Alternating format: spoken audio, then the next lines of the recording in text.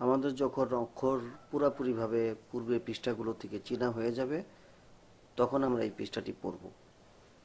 তো আমরা যে আলিফের উপরে যেই দাগটি দেখছি সেটি হচ্ছে জবর।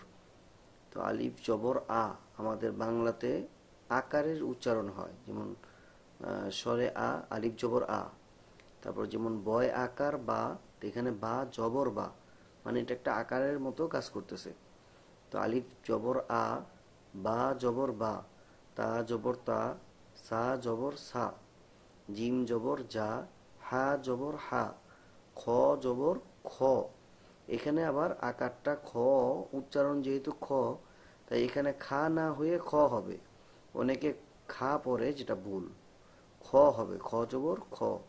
দাল জবর দা, লাল জবর লা, র জবর র, জা জবর জা, সিন জবর সা, শিন জবর সা, স জবর স, দ জবর দ, ত জবর ত, জ জবর জ, আইন জবর আ, গইন জবর গ, ফা জবর ফা, কফ জবর ক, কাফ জবর কা, লাম জবর লা, মিম জবর মা, নুন জবর না, ওয়া জবর ও, হা জবর হা, হামজা জবর আ, ইয়া জবর ইয়া, ইয়া জবর ইয়া।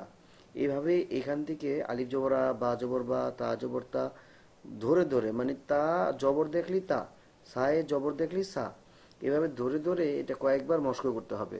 আমরা পরবর্তী ভিডিওগুলো মস্কের জন্য দিব, কোনো কথা বলবো না। যেমন এখানে আলিফ জবর আ, এখানে হবে আলিফ জের ই, তারপরে আমাদের বা পেশ বু, ওয়া পেশ ভু, তা পেশ তু।